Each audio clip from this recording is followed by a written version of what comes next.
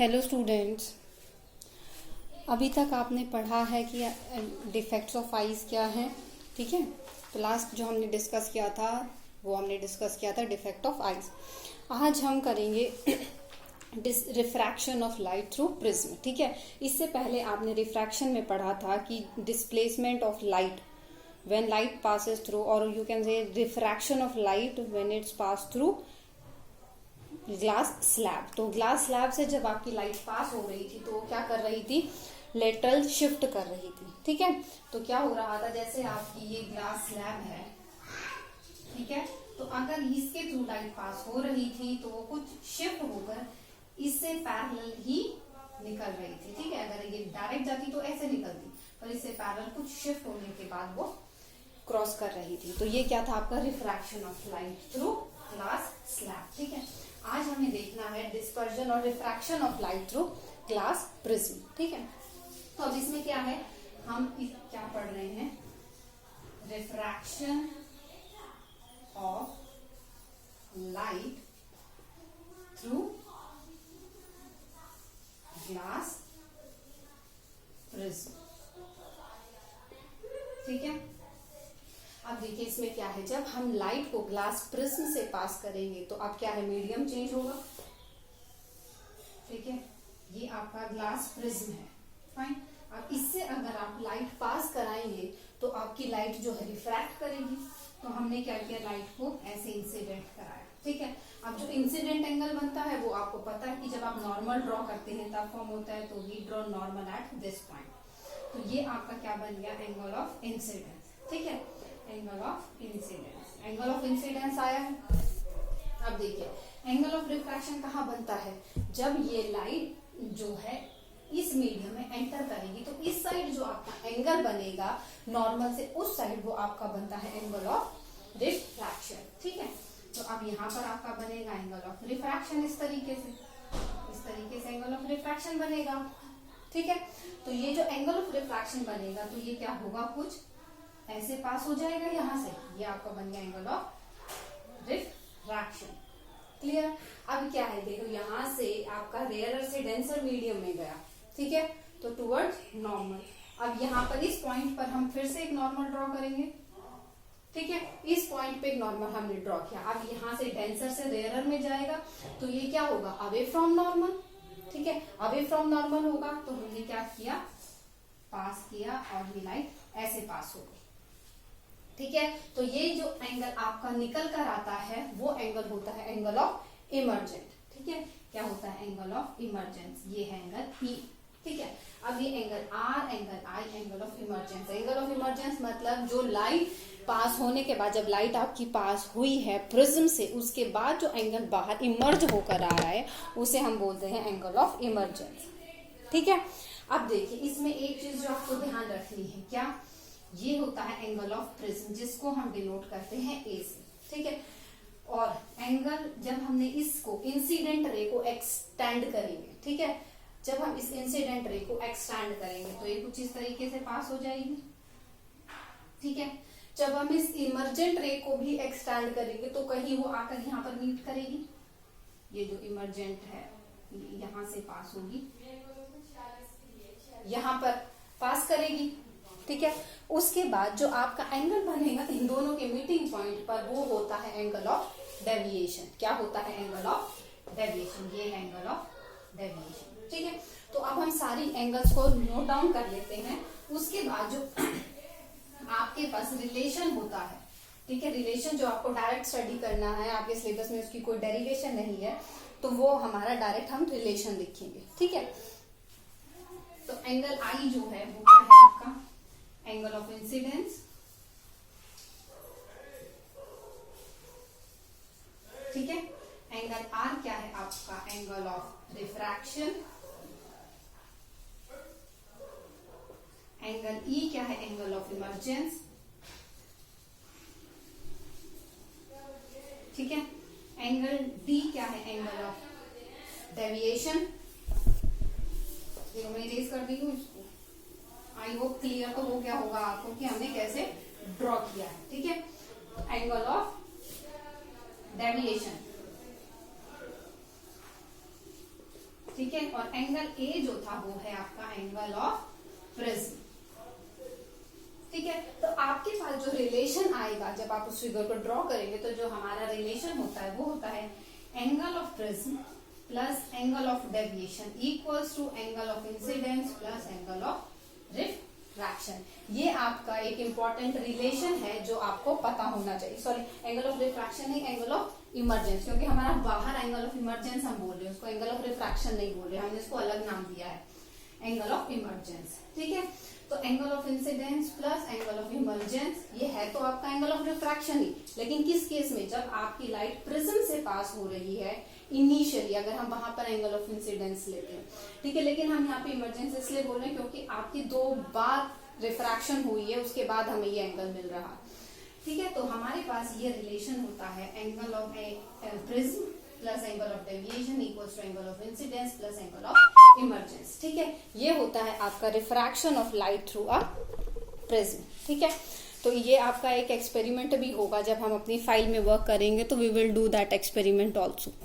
Fine, उसके बाद आता है कि डिस्पर्जन ऑफ लाइट क्या होता है, what do you mean by dispersion of light. ठीक है, डिस्पर्जन ऑफ लाइट आपने इससे पहले भी आई थिंक स्टडी किया होगा। ठीक है, तो डिस्पर्जन ऑफ लाइट का क्या मतलब होता है,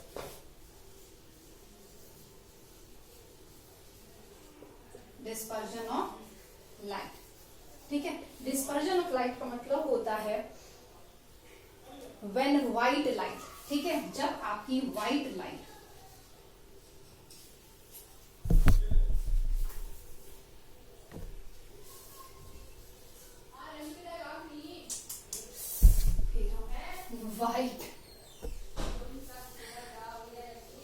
जब आपकी व्हाइट लाइट पास होती है ग्लास प्रिज्म से।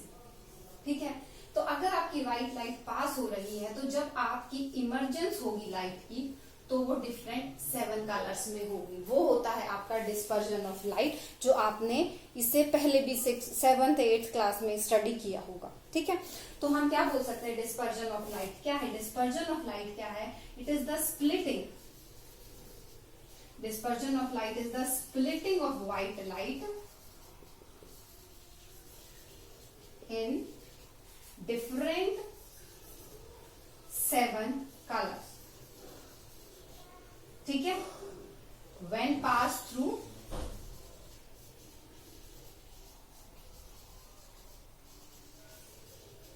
glass prism, ये होता है आपका क्या, डिस्पर्जन ऑफ लाइट। ठीक है, डिस्पर्जन ऑफ लाइट क्या है, स्प्लिटिंग अप ऑफ लाइट, मतलब लाइट को अलग अलग पार्ट्स में वो डिवाइड कर देता है। ठीक है, उसको हम बोलते हैं डिस्पर्जन ऑफ लाइट। ठीक है, तो जो व्हाइट लाइट आपकी स्प्लिट होती है, तो वो आपके 7 कलर्स में स्प्लिट होती है, तो इसका मतलब आप बोल सकते हैं white colour is the combination of 7 colour, है ना, white light is the combination of 7 colour. तो वो जो 7 कलर होते हैं उनकी एक अपनी क्या होती है, अलग अलग फ्रीक्वेंसी होती है। ठीक है, उस फ्रीक्वेंसी के अकॉर्डिंग वो क्या करते हैं, अपने आप को स्प्लिट करते हैं, और उस फ्रीक्वेंसी के अकॉर्डिंग ही वो अपने आप को अरेंज किए हुए होते हैं। ठीक है, तो इसको हम लिखते हैं किससे, विबग्योर से, है ना, विबग्योर बहुत कॉमन एक्रोनिम है जो आप बहुत पहले से पढ़ते आए हैं, बहुत बार सुना है आपने। तो जो आपकी वेवलेंथ होती है, ठीक है, जो आपकी वेवलेंथ होती है वो क्या होती है, देखिए, जो सबसे नीचे कलर आता है आपका वो रेड आता है। ठीक है, वॉयलेट होता है, Indigo, blue, green, yellow, orange और रेड। ठीक है, तो ये किस ऑर्डर में है आपके, ये इंक्रीजिंग वेवलेंथ के ऑर्डर में, मतलब नीचे जब आएंगे तो आपका जो वेवलेंथ है वो इंक्रीज करेगा। ठीक है, दूसरी बात क्या आती है, ये आपका 4000 आर्मस्ट्रॉन्ग से लेके अप्रोक्स 8000 आर्मस्ट्रॉन्ग तक इसकी जो वेवलेंथ होती है वो होती है। ठीक है, तो इन बिटवीन मतलब 4000 से लेके 8000 आर्मस्ट्रॉन्ग तक आपकी जो विजिबल स्पेक्ट्रम है उसकी वेवलेंथ लाई करती है। तो जो ये क्या है, 4000 से लेके 8000 तक का जो गैप है, ये कौन सा है आपका, विजिबल स्पेक्ट्रम। ठीक है, कौन सा है आपका विजिबल स्पेक्ट्रम। जो हमें विजिबल हो रहा है थ्रू आवर नेक्ड आई, वो हमारा होता है विजिबल स्पेक्ट्रम। इनविजिबल स्पेक्ट्रम में आता है आपका जो इंफ्रारेड का स्पेक्ट्रम होगा या अल्ट्रा वायलेट का स्पेक्ट्रम होगा, क्योंकि देखो इंफ्रारेड और अल्ट्रा वायलेट में भी ऐसा तो नहीं है कि आपकी एक पर्टिकुलर फ्रीक्वेंसी आ रही है उसमें, या उनके पास एक पर्टिकुलर वेवलेंथ है, ऐसा तो कुछ भी नहीं है। तो इसलिए हमारा क्या है, वो जो हमें विजिबल नहीं है तो उसका भी एक अलग स्पेक्ट्रम बनता है, ठीक है। लेकिन विजिबल जो स्पेक्ट्रम है, जो सबसे पहले नोटिस में आया था, वो हमारा विजिबल स्पेक्ट्रम आया था, ठीक है। विजिबल स्पेक्ट्रम से पहले आपकी इंफ्रारेड और उसके बाद आपकी अल्ट्रा वायलेट, दोनों का ही हमें बाद में पता चला नंबर ऑफ एक्सपेरिमेंट्स कंडक्ट करने के बाद। तो जो ये विजिबल स्पेक्ट्रम है, सबसे पहले इसके बारे में हमें पता चला था, क्योंकि हम इसको नेक्ड आई से देख सकते हैं, ठीक है। तो ये हमारा होता है क्या, कंपोजिशन ऑफ व्हाइट लाइट है, ये इसका इंक्रीजिंग ऑर्डर है किसका, वेवलेंथ का, ठीक है। वेवलेंथ का इंक्रीजिंग ऑर्डर है, फाइन। अब देखिए जो सबसे ज्यादा बेंड होती है, जो मतलब रिफ्रैक्शन के बाद जब ग्लास प्रिज्म से पास हो रहा है, तो ऑब्वियस सी बात है कि जो इमर्जेंट रे निकल के आ रही है, जो इमर्जेंट लाइट निकल के आ रही है, वो कुछ ना कुछ बेंड होंगी, क्योंकि आपने अभी ग्लास प्रिज्म से जब लाइट पास हुई थी तो देखा था बेंड हो रहा है। तो जो आपकी वॉयलेट लाइट है वो आपकी मिनिमम बेंडिंग शो करेगी, और जो रेड लाइट है वो आपकी मैक्सिमम बेंडिंग शो करेगी, ठीक है। तो इसको हम दूसरे टर्म में ये बोल सकते हैं कि मैक्सिमम क्या बोल सकते हैं, मतलब कलर बेंड डेविएशन, मतलब ठीक है ना, कि कितना वो बेंड हो रहा है या कितना डेविएट हो रहा है अपने पास से। तो मैक्सिमम बेंडिंग जो शो करेगा वो आपका वायलेट, या आप बोल सकते हैं डेविएट कर रहा है अपने पास से, और जो सॉरी मिनिमम जो है आपका वायलेट डेविएट कर रहा है, और जो मैक्सिमम डेविएशन होगी वो आपकी रेड कलर की होगी, ठीक है। तो ये था आपका क्या, स्पेक्ट्रम या डिस्पर्जन ऑफ लाइट, ठीक है। इसको हम विजिबल स्पेक्ट्रम बोलते हैं। अब देखो प्योर स्पेक्ट्रम और इम्प्योर स्पेक्ट्रम, ठीक है, दो चीजें आपके विजिबल में भी, प्योर स्पेक्ट्रम और इम्प्योर स्पेक्ट्रम। प्योर स्पेक्ट्रम वो होता है आपका लाइट का जिसमें आपको हर चीज क्लियरली विजिबल है, कोई ओवरलैपिंग नहीं होती है लाइट की, ठीक है, वो आपका कहलाता है क्या, प्योर स्पेक्ट्रम। प्योर स्पेक्ट्रम होता है जिसमें कोई भी ओवरलैपिंग नहीं होती है लाइट की, ओवरलैपिंग नहीं होती है, ठीक है, वो आपका होता है प्योर स्पेक्ट्रम। और दूसरा होता है आपका इम्प्योर स्पेक्ट्रम। इम्प्योर स्पेक्ट्रम में क्या होता है, ओवरलैपिंग हो जाती है, तो आपके जो कलर्स हैं वो इतने ज्यादा क्लियर नहीं नजर आते, ठीक है, वो होता है आपका इम्प्योर। उसके बाद आता है आपका मोनोक्रोमेटिक, ठीक है, और पॉलीक्रोमेटिक। उसका क्या मतलब है, ठीक है।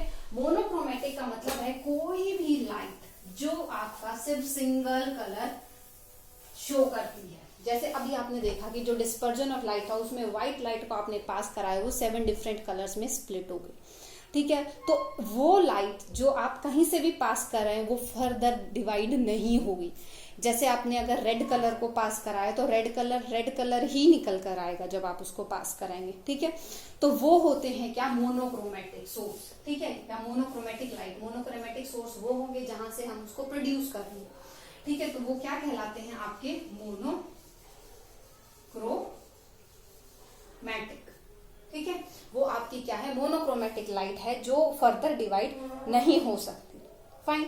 और जो जैसे आपकी व्हाइट लाइट थी वो बहुत सारे कलर्स में स्प्लिट हो गई थी, तो उसको हम बोलेंगे पॉलीक्रोमेटिक। क्या बोलेंगे हम उसको, पॉलीक्रोमेटिक, ठीक है। तो मोनोक्रोमेटिक लाइट वो होती है जिसको हम फर्दर स्प्लिट नहीं कर सकते, और पॉलीक्रोमेटिक लाइट वो होती है जिसको हम फर्दर स्प्लिट कर सकते हैं, जैसे आपकी व्हाइट लाइट थी, ठीक है। तो अब ये देखिए क्या है, इसको अगर हम दोबारा से इसी प्रोसेस को करते हैं जो हमने स्पेक्ट्रम डिवाइड मतलब किया, ठीक है। अगर हमने जैसे अपने लाइट को प्रिज्म से पास किया था तो 7 डिफरेंट कलर में हमें वो मिली थी। अगर हम इसी लाइट को प्रिज्म से सेम इसकी अपोजिट अलाइनमेंट के साथ अगर हम प्रिज्म लेते हैं, ये हमारी व्हाइट लाइट थी, ये हमारी 7 डिफरेंट कलर्स में लाइट स्प्लिट हो गई थी। जब हम इस व्हाइट लाइट को सेम ऐसी प्रिज्म से और उसकी अपोजिट अलाइनमेंट के साथ पास करेंगे तो हमें क्या मिलेगा, यहां से वापस से व्हाइट लाइट मिल जाएगी। क्या मिल जाएगी, व्हाइट लाइट मिल जाएगी, ठीक है, इसको हम बोलते हैं क्या, रिकॉम्बिनेशन ऑफ स्पेक्ट्रम। ठीक है, क्या बोलते हैं हम इसको, रिकॉम्बिनेशन ऑफ स्पेक्ट्रम। ठीक है, वो था हमारा क्या, डिस्पर्जन।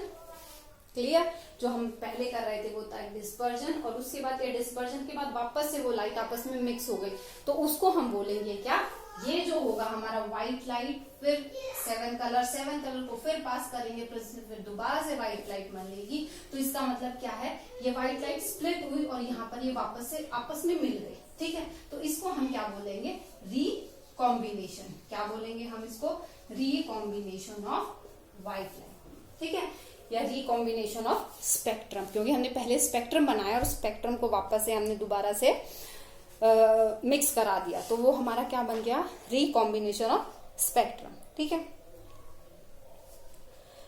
तो ये था आज का आपका टॉपिक, जिसमें हमने पढ़ा है डिस्पर्जन क्या होता है, स्पेक्ट्रम क्या होता है, और रिकॉम्बिनेशन क्या होता है। ठीक है, नेक्स्ट लेक्चर जो होगा आपका, या जो नेक्स्ट वीडियो हमारी बनेगी, उसमें ये लेक्चर कंप्लीट हो जाएगा। उसके बाद 1-2 वीडियोस में हम कुछ न्यूमेरिकल सॉल्व करेंगे, जो इससे रिलेटेड आपके एग्जाम में आते हैं, जिससे हम कुछ उससे रिलेटेड फॉर्मूलाज पहले डिस्कस करेंगे। आपने अभी तक क्या है, सिर्फ थ्योरी स्टडी की है ना, जैसे आपके वो था डिफेक्ट ऑफ आइज, तो उससे रिलेटेड हमने सारी थ्योरी करी थी। अब उससे रिलेटेड हम नेक्स्ट वीडियो में, और हमारा ये चैप्टर पहले थ्योरी पार्ट कंप्लीट हो जाएगा, उसके बाद हम उसके न्यूमेरिकल्स डिस्कस करेंगे। ठीक है, तो आज हमने जो टॉपिक किया है डिस्पर्जन ऑफ लाइट, ठीक है, या और उसके बाद रिकॉम्बिनेशन या स्पेक्ट्रम फॉर्मेशन, तो आज ये इतना ही है आज का टॉपिक। उसके बाद कुछ फिनोमिना है, जैसे रेनबो कैसे बनता है, आपकी जो डिले होता है सनसेट सनराइज, जो शायद आप लोगों को नहीं पता होगा, वो हम उसके बारे में पढ़ेंगे कि ऐसा क्यों होता है।